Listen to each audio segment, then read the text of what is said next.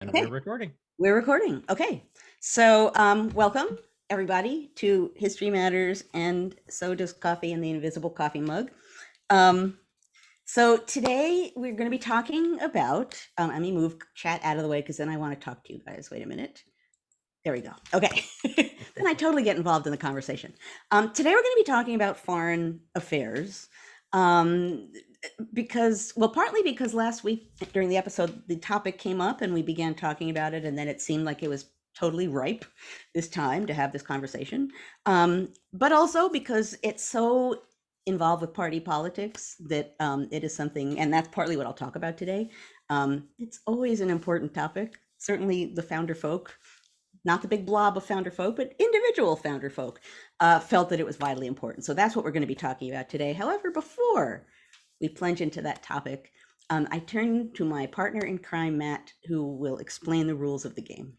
Good morning. Thanks everybody for coming. This is going to be a great episode. Really looking forward to 50 episodes. No, actually, I guess this would be technically 51, right? Because 52 is next week, and then 50. Now, the 52 is the week after. 52 is the Yeah. Anyway, a whatever. lot of episodes. This will be Almost, fun. This is going to be great. almost, So, no, go ahead, Joanne. I'm sorry. mm-mm, almost a year. That was Yeah, almost a year. We're coming up on a year, and I can't even believe it. It's so amazing. Um, Thank you everybody for being here. And the rules of the game are as follows. If this is your first time, really, how did you not be here for the last 50 weeks? truly. But we're glad you're here. So these are the rules. Please use chat. We like chat. Chat is a lot of fun. We get to learn a lot about you and get to know you as human beings, and get you have an opportunity to talk about what Joanne's talking about and all that kind of good stuff. We just ask that you please keep it family friendly and germane to the conversation. Um, we should also mention that if you do have questions, please put them in Q&A. That's where I take questions when I'm asking Joanne here in a little while. It helps me keep track of them. That way I don't miss them as they go across chat, because we have a loquacious is not the right word because that doesn't equate to typing, but we have a very active group on chat. So sometimes I miss the questions, so put them in Q&A. That way I can at least see them, and we'll ask as many questions as we possibly can. And as always, if you do like what we're doing here at the National Council of History Education, please join us. We can be found at www.ncheteach.org. We have lots of great content on there, including some new videos. We're starting a new video series called was it in service of history education. So we're having history education experts give us what we're calling mini TED Talks, is the best way to put it, on issues of history education. Two fantastic ones are up right now. One by both from two of my colleagues who are incredible scholars, Catherine Van Kessel from University of Alberta, and Annie Whitlock, who is from the University of Michigan at Flint. So definitely check them out. Really interesting stuff.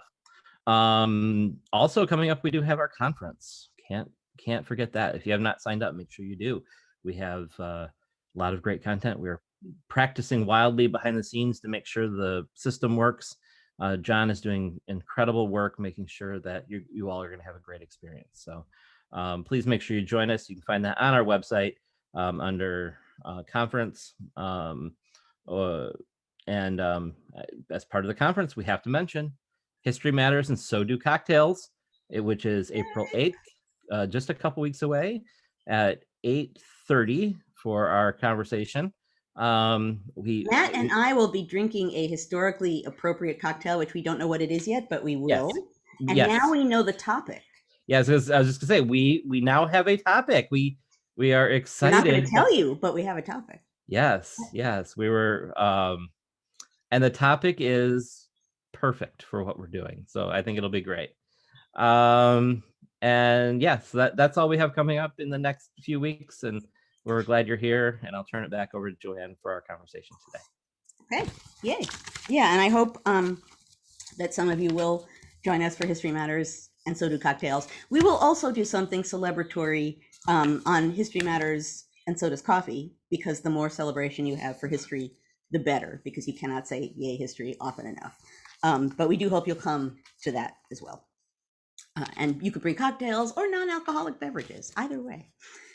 Okay, so I want to talk about foreign affairs, foreign relations today. Let's see if I can, I'm always playing with this thing. Okay. Okay. And obviously, it's something we've had so many lessons in the recent past as to why foreign relations are important in a republic.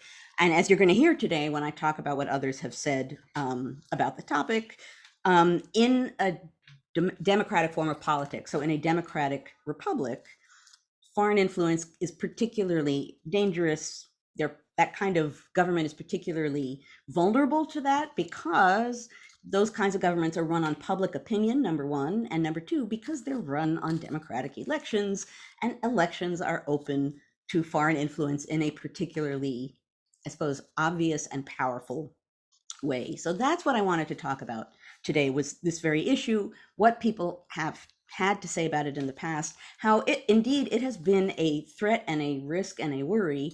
I started out by saying, and I actually wrote here, since the dawn of the Republic, but actually before the dawn of the Republic, Americans in the Constitutional Convention, when they were working on the Constitution, were well aware of the fact that foreign affairs, foreign influence was of vital importance in a government that was grounded on public opinion. So I will start in that vein by quoting, appropriately enough, Alexander Hamilton, because not only were they talking about fears about foreign influence in the Constitutional Convention, but because of that, it's addressed in the Federalist essays.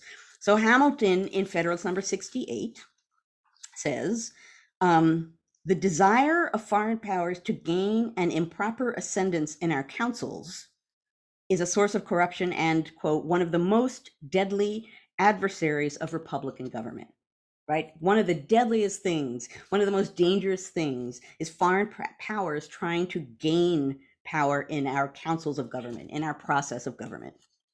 John Adams actually agreed, although the two men did not know they agreed because they really didn't like each other very much. But Adams did agree, and he writes in a letter right around the same time. He's writing to, not to Jefferson, but he says to his person who he's writing to, he understands that Jefferson is, quote, apprehensive of foreign interference, intrigue, and influence in the new government that's been being created in Philadelphia, the Constitution. And Adams says he's afraid of the very same thing. And he says that's a good reason that whatever they do there in Philadelphia, they should not have elections too often. So Adams says explicitly, this is a quote, as often as elections happen, the danger of foreign influence recurs. It's pretty blunt. John Adams is always blunt. And again, he's making the point right there that when you have that kind of a moment, that's a moment of vulnerability in any kind of democratic government. And I'm going to, in a moment or two, I'm going to talk about a moment that proves that very fact true. Now, many of you probably know, I don't remember if this actually makes it into the Hamilton musical song about Washington's farewell address, but Washington's farewell address has a section in which he's talking about threats of foreign influence. And he talks about the good things about the American government, and then he talks about threats to American government, and he talks about party politics, and then he talks about foreign influence, and he actually links the two. There we go. Moving chat out of the way. You guys are so distracting because I want to talk to you. But he does link party politics, foreign influence, and cite them together as a big danger. And I'll just quote a little bit from it. He says that party politics, quote, opens the door to foreign influence and corruption, which finds a facilitated access to the government itself through the channels of party passions. Thus, the policy and the will of one country are subjected to the policy and will of another. And then he goes on in sort of earnest for George Washington tone here, in which he says, against the insidious wiles of foreign influence, parentheses, I conjure you to believe me, fellow citizens, the jealousy of a free people ought to be constantly awake, since history and experience prove that foreign influence is one of the most baneful foes of Republican government. But that jealousy, to be useful, must be impartial. And he goes on to say, you should be not involved with any foreign nation to an extreme degree. There should be no favoritism, because as soon as you do that, that's endangering too. But he speaks at quite some length about how the American people will, quote, surrender their interests if they allow themselves to be swayed by foreign influence, that they have to be alert and awake to it. Now, in 1796, what Washington was talking about in this vein was very much the French Revolution, which by this point is becoming something far uglier than it was when it started. And particularly the Federalists, and Washington was basically a Federalist, are terrified by what they see happening in France, and they assume that what they see as social upset, chaos, rioting, everything bad that you can imagine that might come to American shores, they think of it as contagious. They want to keep it far away, and they're panicking about what they fear is a foreign contagion, actually is one of the many phrases that they use. They don't want what's going on in France to come here, and they don't quite know what to do to keep that from happening. I won't talk about this today, but if you think about the Alien and Sedition Acts, that's partly a response to some of these fears, which is like keep it over there. Of course, those acts are also a way for them to smack at their political opponents, the Republicans, but they're also born of this fear of foreign influence. Now, my favorite example of this, and I know I've mentioned this once before, I think last year sometime, and I don't remember when because we've been doing this for a year, but I can't resist mentioning it because it's the absolute best example of the fear of foreign influence that I know of. And it comes from Hamilton. And I had to put my notes down because it is impossible for me to talk about it without somehow acting it out. If I were in a classroom, I would stand up and act it out. I always do because it's just great. And it's Hamilton's attempt in, I believe, 1796 to draw a national seal. And what inspires him to do this, I do not know. And he never sends it anywhere. It's a memo that he creates for himself and for no other purpose. And forgive me if you all remember this story, but you're going to get it again anyway, because it's such a Freudian glimpse into Hamilton's brain. So he says, okay, national seal, what's it going to be? And he describes in this memo, imagine a globe. And on one side of the globe is Europe, and on the other side of the globe is the North American continent. And imagine a colossus with 1 foot on the European continent and 1 foot hovering over North America. The colossus is dressed in all of the trappings of the French Revolution, like a Liberty bonnet and a variety of other things that make it clear this is the colossus of the French Revolution.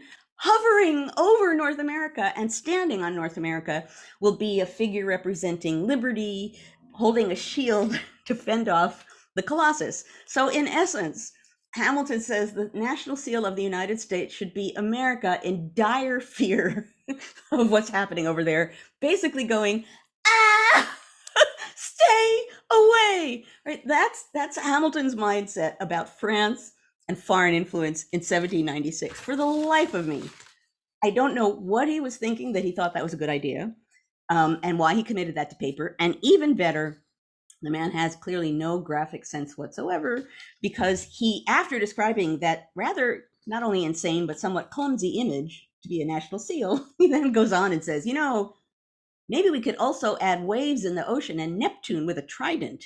If that's not too much, he's like, stop. Hamilton, stop. No.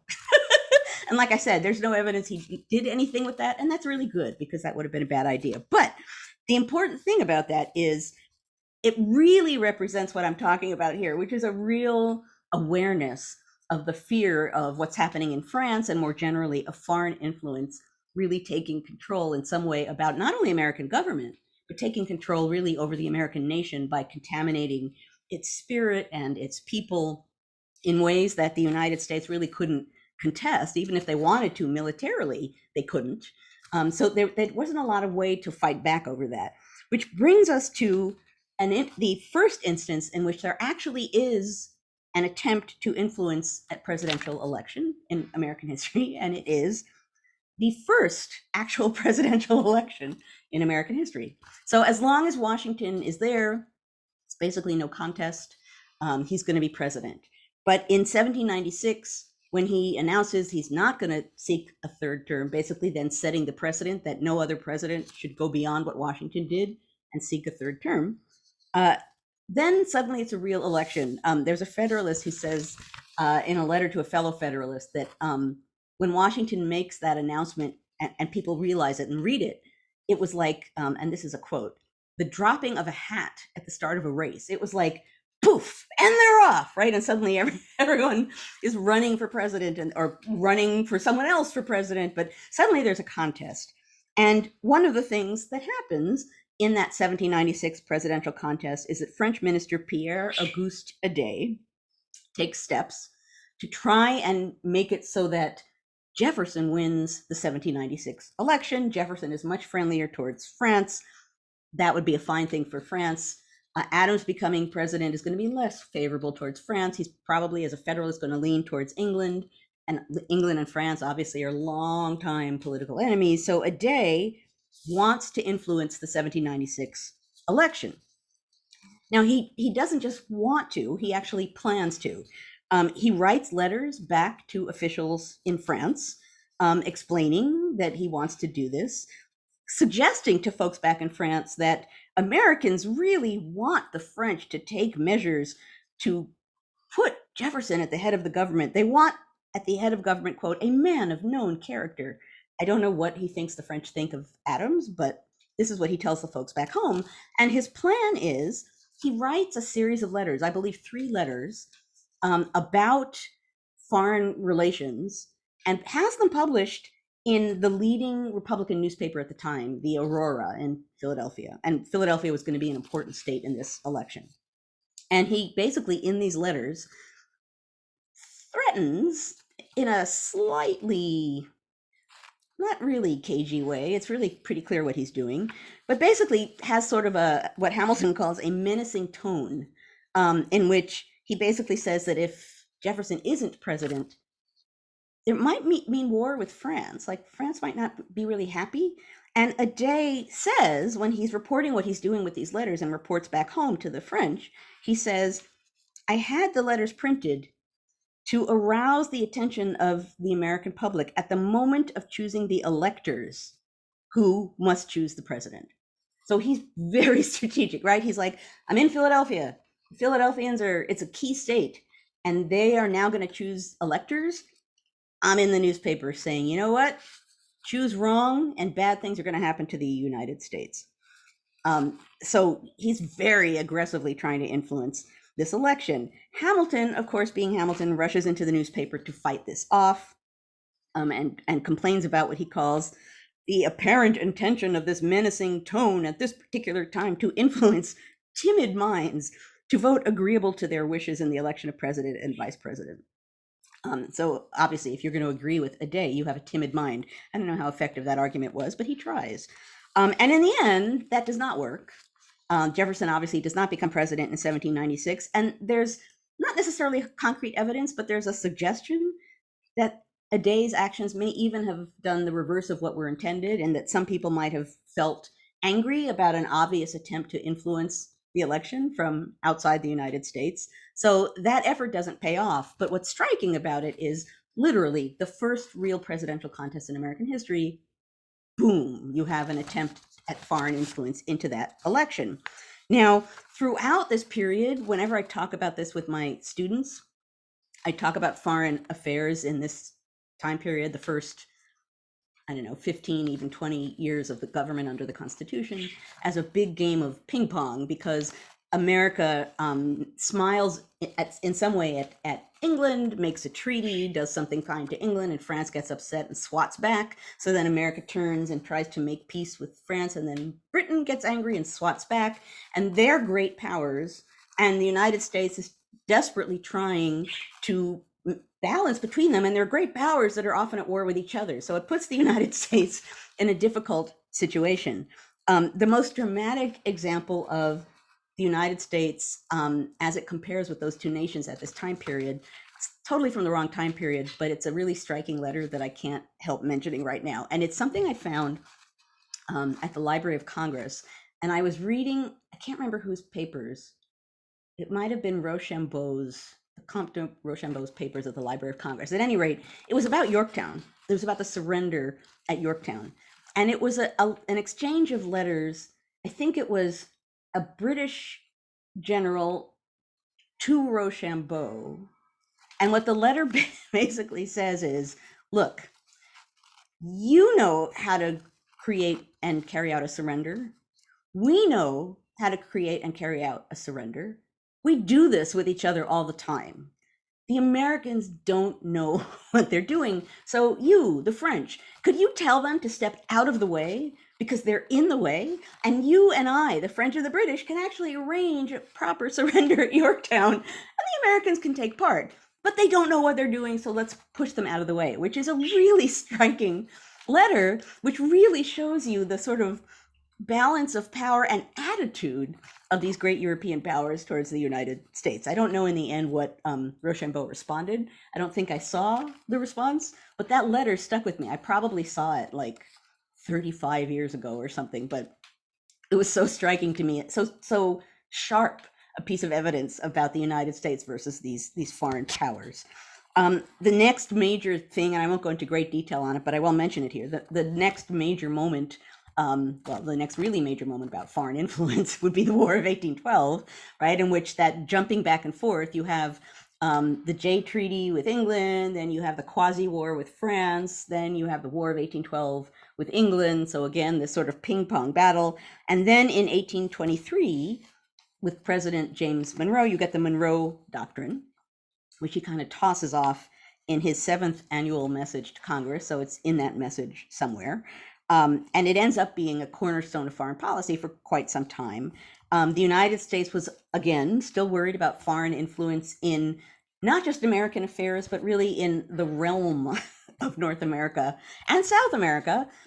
So the Monroe Doctrine essentially says colonization efforts in our land, in our world, in our sphere, no longer are going to be allowable, and we will not bother with you European powers as well. They're worried about Spain, they're worried about Russia, they're worried about a variety of things happening at that moment. So they create the doctrine, John Quincy Adams, Secretary of State, Monroe as president, which says American continents, are henceforth not to be considered as subjects for future colonization by any European powers. So it's a pretty firm statement. What's interesting about it, and what people at the time say, is that's very nice, but the United States has no way to enforce that. Right? That's nice. Okay, firm policy. What are you going to do about it? And I went looking for, I saw a cartoon about this from the Civil War era, which I thought about copying and sending to Matt to put it up, but it was a little later than I wanted it to be. But it's a cartoon from the Civil War era that shows, I think, an Uncle Sam-ish character on crutches, and then swaggering figures that represent England and France, basically saying, what are you going to do about it? Like, really? How sweet of you. But there's nothing you can do about it because you're the United States. Like, shut up, like this stupid Monroe Doctrine thing. So it's a doctrine, doesn't necessarily initially have a great impact, but it's a pretty firm statement about what the United States wants. Of course, eventually they become quite capable militarily of enforcing that sort of thing. And one of the, I don't want to call it an unintended outcome, and Newbie has very strong feelings about what I'm going to say, because it's about manifest destiny and this sort of impulse to control and take land, right? One of the implications of this sort of seemingly virtuous, like, you should stay in your sphere and we shall stay in our sphere, is that just opens the gate for the United States to push and spread and grasp and colonize and claim and everything else that it does throughout this time period. So on the one hand, it seems logical and even potentially virtuous. On the other hand, it just opens the door for the United States doing whatever it wants to become an empire in its own right, which is ultimately one of the ways in which it gets used. So I guess that one of the reasons why I bring this up today is it's partly an example of, as I said, I don't want to say unintended outcomes because it's maybe not entirely unintended, but initially that was not the sort of overall, Monroe and John Quincy Adams didn't say, like, we should do this and then we can do whatever we want. It was seen more as defensive, but it obviously becomes a tool of aggression on the North American continent. So unintended outcomes and the ongoing extreme significance of the ability of foreign affairs to mess with American politics, to get improper influence with American politicians, to warp or persuade the American public of certain things. I mean, a day was certainly hoping Americans would be so afraid about war with France that they would do what the French wanted them to do in the 1796 election. That in all of these ways, then and now, in obvious ways that I don't even need to mention, foreign influence remains a real threat in a democratic Republican form of government because the public has power, because ideally elections are real monitors of public opinion, because particularly nowadays through technology, it's not necessarily difficult to get into the machinery of the business. There are so many ways in which elections can be vulnerable. And I really think that still now, but even to a greater degree before the last election, Americans were really kind of blind to the idea. And I think questions about Russia and Russian influence, even now, people saying, well, it's not possible, it couldn't have happened. But I think a lot of Americans don't realize the reality of that threat, even now, and don't realize that that fear goes all the way back and was very real and understood by the people who created the Constitution. They recognized it in creating the Constitution. They worried about it in creating elections and talking about how often elections would be. It is always and has always been a fundamental vulnerability of the United States and other governments that run in this fashion.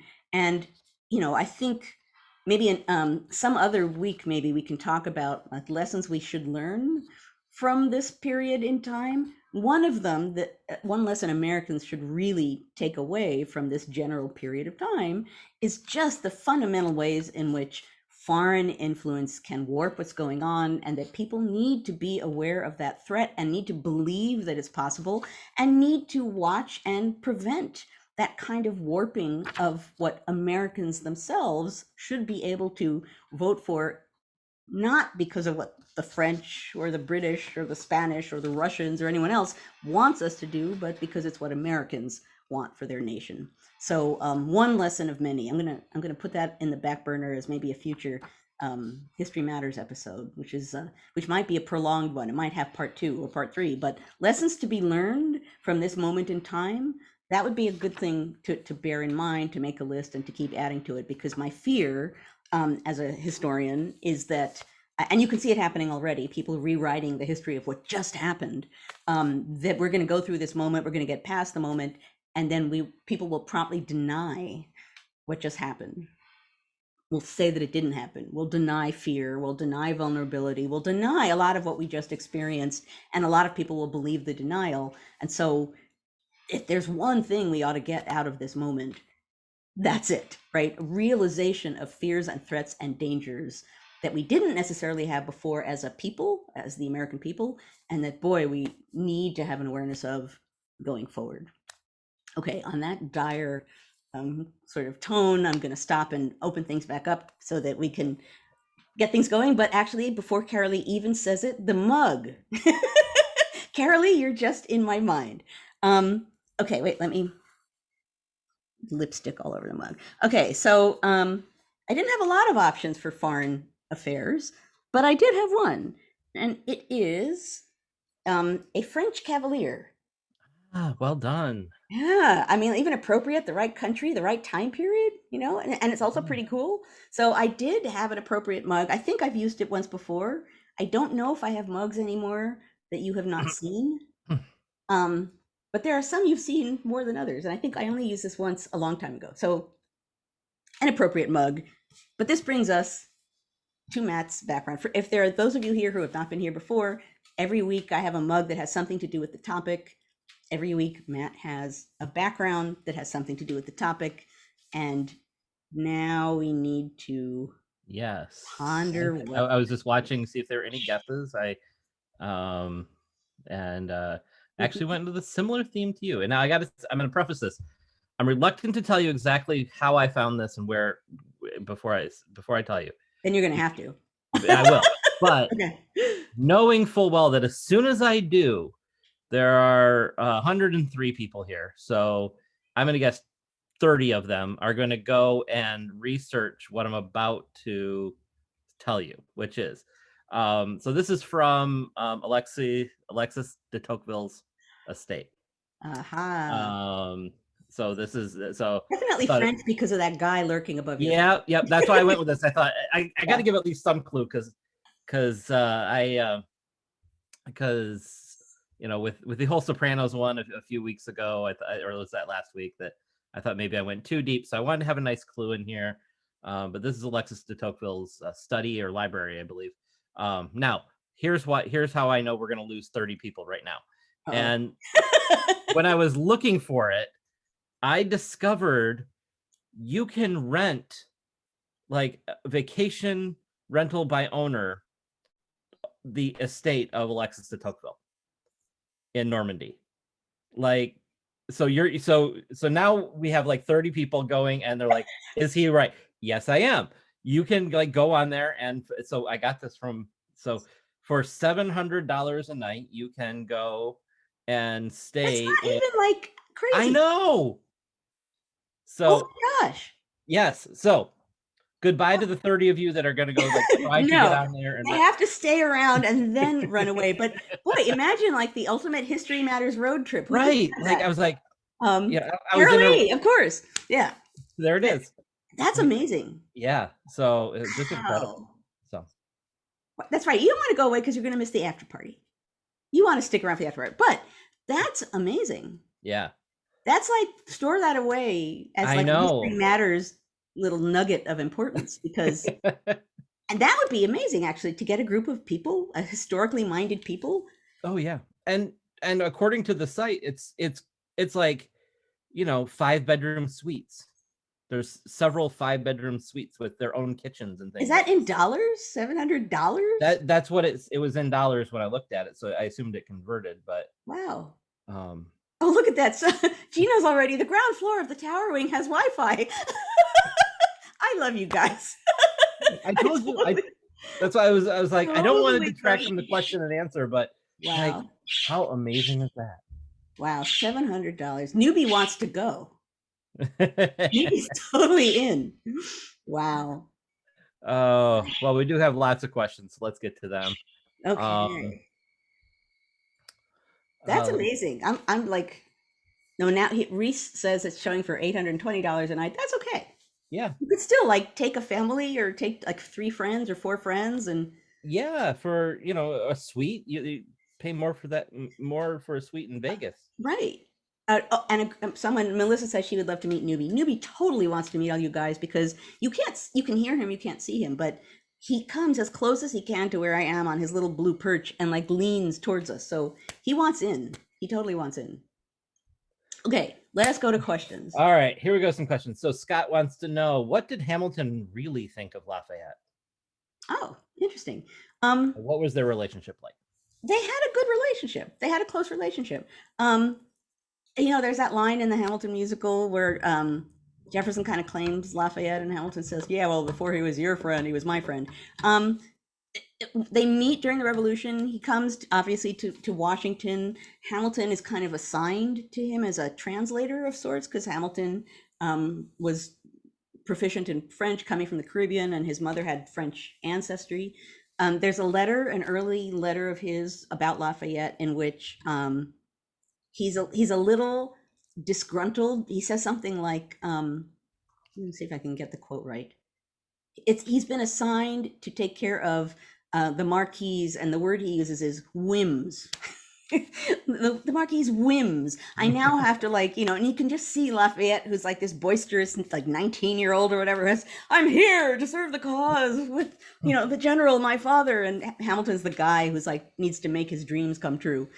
So initially, I think Hamilton's a little irked, but they become very good friends. They have a long-term correspondence. And Lafayette's son, in the late 1790s, Lafayette's son goes to America to visit. And I haven't looked at this in a really long time, so this is from the depth of my memory. He stays with the Hamiltons, again, which shows you that they actually are friends. He stays with the Hamiltons. He comes with a friend of his, young Lafayette, and stays with the Hamiltons. And at some point, I think they go out on they leave the Hamilton house and don't say where they're going, and just they're off somewhere. And Hamilton has this letter in which he's like, I lost the son. I lost the Marquis's son. Now what am I going to do? Mm. And he's very worried because he didn't say where he was going. So the short answer to that question is, they had a friendly relationship, a continued one, regardless of whatever was happening between France and the United States, because they were really, wartime buddies. And they were both roughly the same age, and they both had the same kind of passion and fervor for what was going on. So that's a nice thing, is that continues on. And I actually don't remember what happens to the young Lafayette and how he's found, or if he's found. I just remember Hamilton panicking because he thought he lost Lafayette's son. So that is my knowledge of that relationship. There's a Woodstock story about losing a kid, which I'll have to talk about in the after party. So Jennifer wants to know, did John Quincy Adams have more to do with the Monroe Doctrine than President Monroe? Well, John Quincy Adams did have a strong influence in the sense that England wanted the Monroe Doctrine to be joint between England and the United States. And some people were leaning in that direction to say yes to that. And John Quincy Adams was a guy who was like, that's not a good idea. And he was very aggressive about that and was the strongest voice arguing that. And in that sense, he did have a big influence, because in the end, he won over that argument against others. So yeah, he had a strong influence, and he was very forceful about it. I can't give you an accurate, like, who had the most influence, but he had, as Secretary of State, he had a major influence. For sure. Miranda wants to know, how prophetic was Washington's speech about political parties and foreign interference? And would we be better with multiple parties like UK and Ireland? Like a multi-party system. Well, I don't know if I would call it prophetic. I would call it realistic. I think, and Washington wrote the farewell address with advice from Madison, and then particularly Hamilton. So they were also agreeing generally with what he said. I don't know if I'd say it was prophetic, but it's certainly realistic. And what he says about parties being dangerous, and I think he says in the passage on political parties, they weaken a nation from the inside. They make it vulnerable in a lot of ways. They don't contribute really much that's good, and they just sort of tear. Well, Washington says in the 1790s, they tear the Union asunder. They're bad.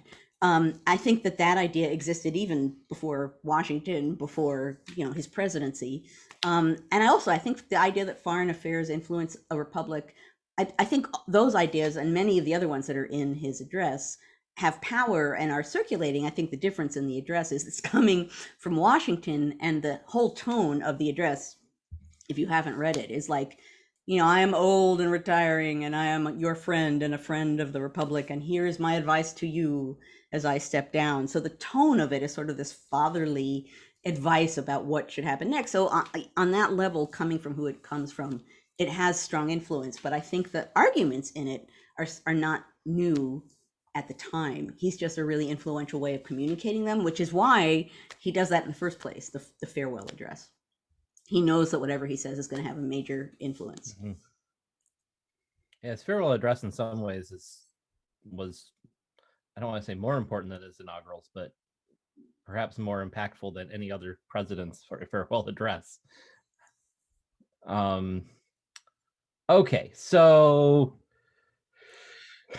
Catherine asked a question. Catherine, apologies, I'm going to twist this just a little bit, which her question is, obviously the founders and followers may have been aware of potential foreign influence, but equally obviously could not foresee the internet, for example. And she asks about the internet, social media, etc., which we will get to a little bit later. But my question is this: from what unintended consequences, perhaps, is the best way to put this, or what influences or technological advances at the time were unforeseen in this debate about potential foreign influence in our early republic? So what? So this is like a historian looking back kind of question. Okay. Which is, as a historian, you're looking at the early republic. What are some of the things that come about maybe shortly after the early republic era that were sort of unintended consequences, or or that our founders were unable to envision that you think are important to the development of our early republic? Oh, um, Completely loaded question, I know, but yeah. Well, but I mean, I think it'd be interesting. one thing that they wanted and anticipated and didn't think would happen and didn't happen for quite some time, but they're angsting about it throughout the period, has to do with the American military, right? Which is bound up with this question of Great foreign point. influence and what do you do if there are foreign attempts to influence that aren't just diplomatic. And that's a huge part of the Federalist versus Republican battle, which is, Hamilton and the Federalists really want a standing army, a sort of traditional European standing army, which of course then means taxes to support the standing army, which then means a stronger central government. And you can see the link, like the Federalist chain being built.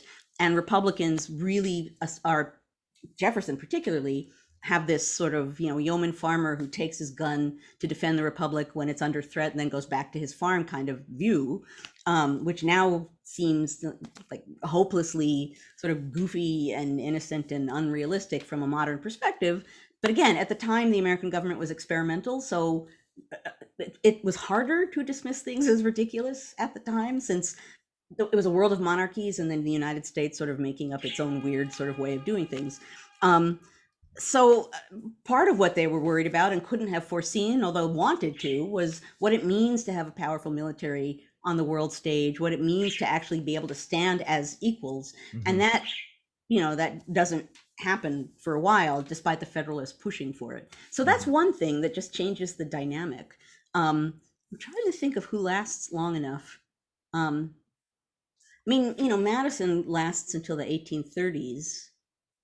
But what he's most interested in talking about in the 1830s, actually, there's a great book, and I can never remember if it's Last of the Founders or Last of the Fathers by Drew McCoy. Whichever it is, it's a really interesting book that talks about Madison in his old age, and people basically asking him questions like, what did this mean or what did that mean? And him trying to communicate things that he thought were important as this senior citizen looking back about the Constitution, about the United States. Really interesting book, but a lot of it talks about him and slavery and what he thinks about slavery and what he thinks about the government and what the government should do about slavery. There very well might be something in that book about foreign affairs. I haven't looked at it for a really long time. So if you're interested along the lines of what I'm saying, that might be one place to look. And it's just an interesting read. It includes like a dream. One of Madison talks about what a dream he had about that includes a figure that has one black hand and one white hand or something. So he's having some really interesting thoughts about race at that point. But that does not answer your question. No, that actually perfectly answers it. I think, excellent. Good. I'll take it. Because, someone just asked the name of the book. It's either the Last of the Founders or the Last of the Fathers. Last of the Fathers. Somebody put in the Last of the Fathers by Drew McCoy. Yeah.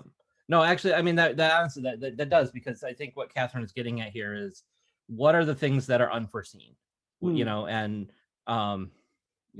you can't foresee the impact of the internet. We didn't know the impact of the internet in 2000, right, and it had been around for 10 years at that point, and we've talked about, we did have an episode on technology, yeah, right? Absolutely. And the way that technology shapes democracy, for sure.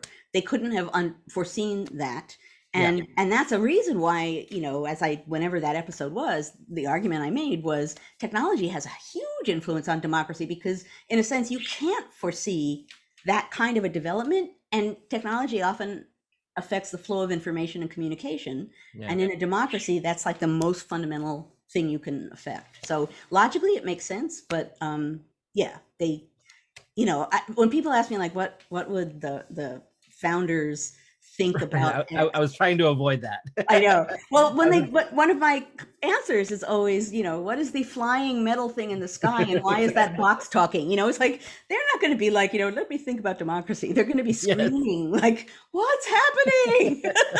Technology. So, yeah. But that's why I think it's a perfect, because there are these sort of these threads that are part of our social structures, and our historical structures that develop more in an unintended or in a hidden way. And so I think that's a the idea of a standing military by itself, I think, is a really, really fascinating approach to that question.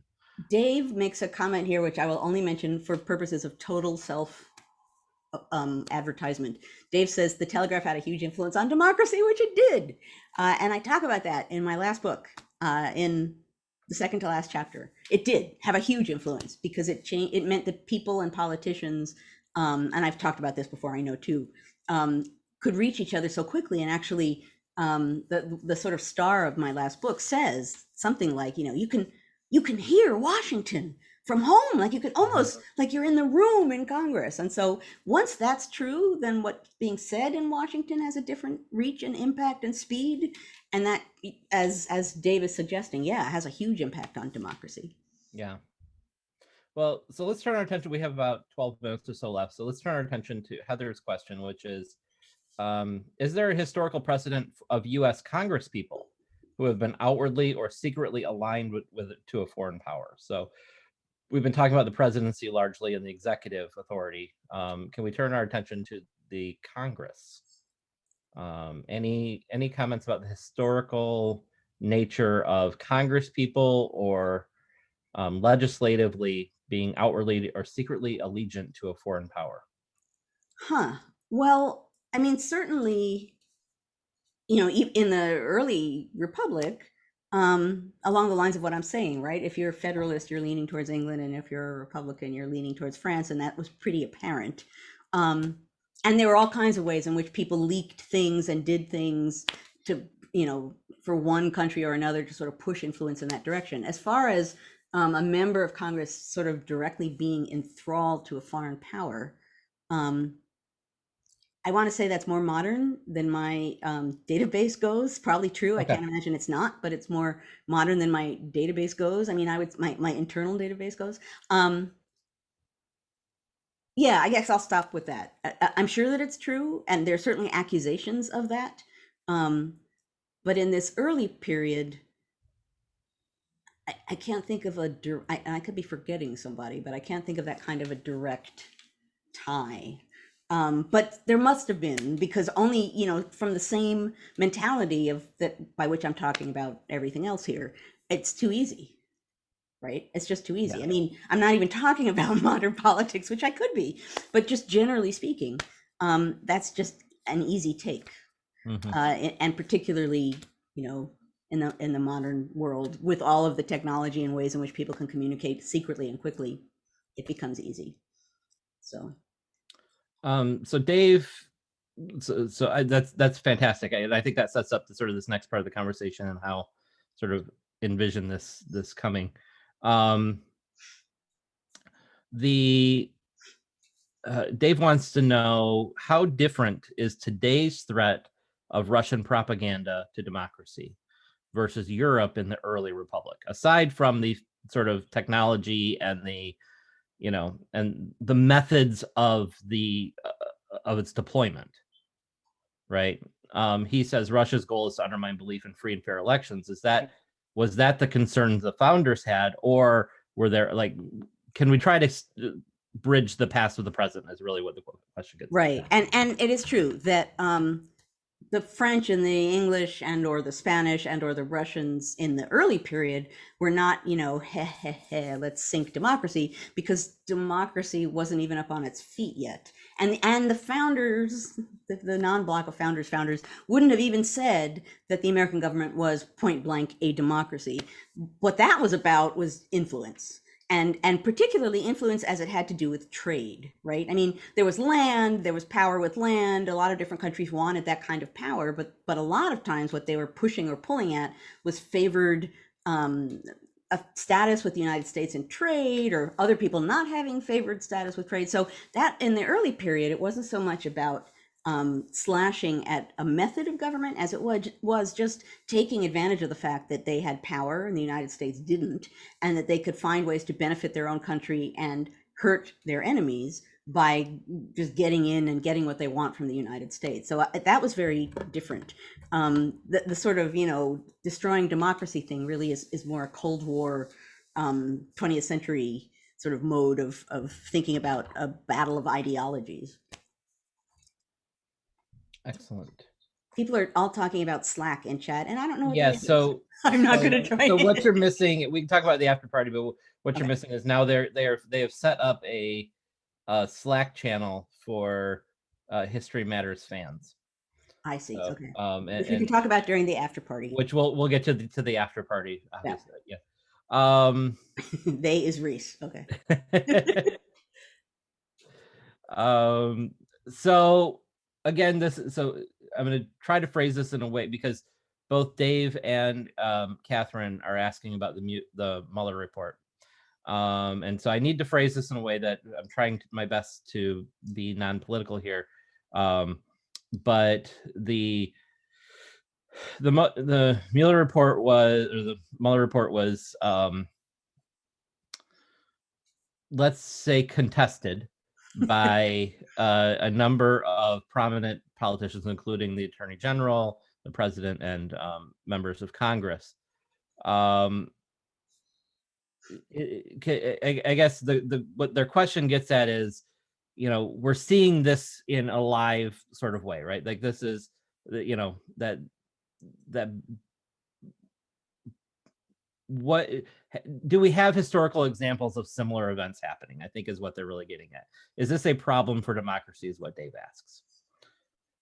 Well, I mean, in a broad kind of a way, um, contested part of the the contested problem has to Contested, is do that with nice? Is that a nice enough way of putting it? it is, and I'm Okay. seeing people saying like, basically giving a smirky thumbs up because yes, that is a good way Okay. of putting it. Some of that has to do with a broader issue, which is, and I hate to use the phrase, the fake news. It's the fact that we can't all agree on facts in a way that's distinctive to where we are now in this country with the kinds of technology that we have and the kinds of politics that we have and the kinds of enemies that we have. Some of the ability to contest that report has to do with the willingness and ability to just outright deny things that people don't want to be true and have people believe that, which is where we are now, and which is,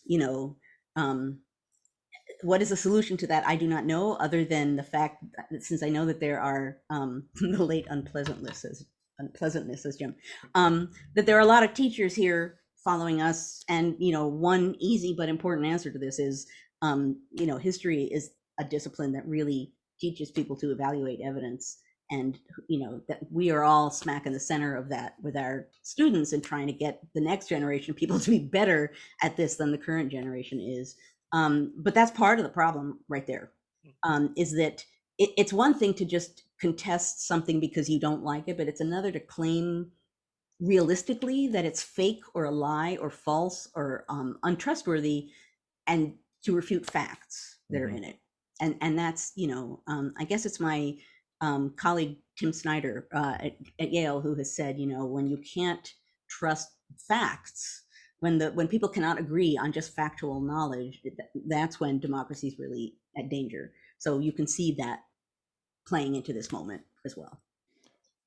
So just building on it then, so was the impact of that report lost?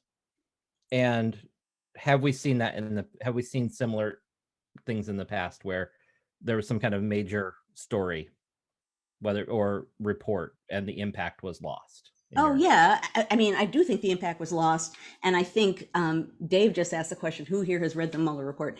There it is, right? So it is that there was the report, it was a commission, it had facts, it was talked about, and for one reason or another, that message did not get through. Whatever it said did not get through. People didn't read it. I know that there was an attempt at the time. There was a group of people who were literally reading it out loud. Like you could just hear them tune in and hear them read it to you. Some people did read it, but it took a little work to read it, and a lot of people just didn't. And there was so much work to corrupt what it did or didn't say at the time that it became hard for anyone to really know what it said. So that message was lost in part because the communication of it was warped at this particular moment in time in a way that I don't know how to overcome that. And yeah, sure, there have been other moments when messages have been lost for one reason or another, potentially because people, or even messages have been warped in a more aggressive way. So, for example, this is, I think, let me remember what the incident is in the late 1790s.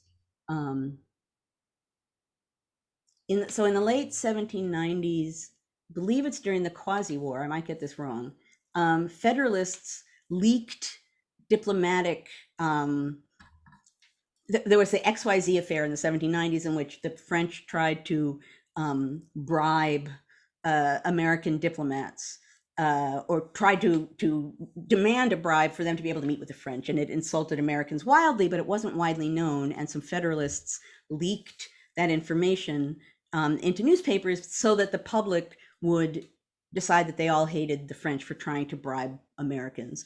And it becomes a big deal. It becomes a huge to-do, although it already was being talked about in Congress. And that's along these lines, very deliberate. Two congressmen do this. They write to Hamilton, actually, saying that they want to do this. And Hamilton writes a letter to them, kind of telling them that the key parts to leak, like this is good, this is not good. But there's a case in which there's an affair, a report, and the leaking of it to the public has an impact. So yeah, I see XYZ, Carolee is singing about the XYZ affair, which I'm not even going to ask about at this point. But part of what I'm saying here is it gets way back to where we started in this discussion, which is that public opinion, the ability to reach the public, the ability to warp the public, the difficulty in unwarping the public, the vulnerabilities of democracy and foreign nations taking advantage of all of those things for their own benefit are just bound up together and always have been in the United States. And I just think, as with so many other things that we're witnessing and experiencing now as a nation, many people have just not fully embraced that idea as a real threat that needs to be dealt with, and still haven't. And maybe it brings me back to lessons to be learned from this time period, which now I'm really intrigued with doing. And that might be where we go next week. I don't know. But there are a lot of lessons we should learn from this time period, and still more coming. But that's one. That's one. Well, we're right at 11 o'clock, and there are a couple other questions, but maybe we can get to those in the after party if we have time. So let's wrap it up for the day, and then we will proceed to the after party. Okay, so first off, I, as always, want to thank everyone for coming, the loyal bunch who always come, and some of you, if you're new, thank you for giving us a try, and come back next week. As always, it means more than I can say that we get together and have this kind of dialogue every week at a time when democracy is in danger. We need to be having these kinds of dialogues as a group, publicly, as much as we can. So the fact that we're doing this together matters. Plus, I look forward to this every week, and it's an amazing community of people here. So I thank you for being that community as well. For those of you who are new, we will move from this to the after party. And what that means is we do not record, we turn off the camera, so to speak. We don't record it. It's more informal. Those of you who linked here through the website, through ncheteach.org/conversations, just stay here and we will become the after party. Those of you who are tuning in through Facebook, you'll need to leave Facebook and tune in through the website, ncheteach.org/conversations. So yes, so we will head into the after party, and those of you who will not come to the after party, I look forward to seeing you next week when we might actually talk about lessons to be learned, because it's so great when we think of the topic for the next week in the actual week before, which hardly ever happens, but recently, couple of times. Yeah. So, yes, and happy Passover to those who celebrate. Happy Passover to everyone. A lot of matzah going to be happening in the Freeman household coming up. We'll see if Newbie likes matzah. I don't know, but yes, happy Passover to all of those who celebrate. And before we take off, I just want to say thanks, everybody. And you can always find us on the web at www.ncheteach.org. At Twitter, we're at HistoryEd. Joanne is at JBF1755. And I am Matthew T. Messias, if you want to find me. And if you want to Oh, we're also on Facebook, is what I was trying to say. So, and most those of you on Facebook already know this, but if you want to find us on Facebook, that'll work too.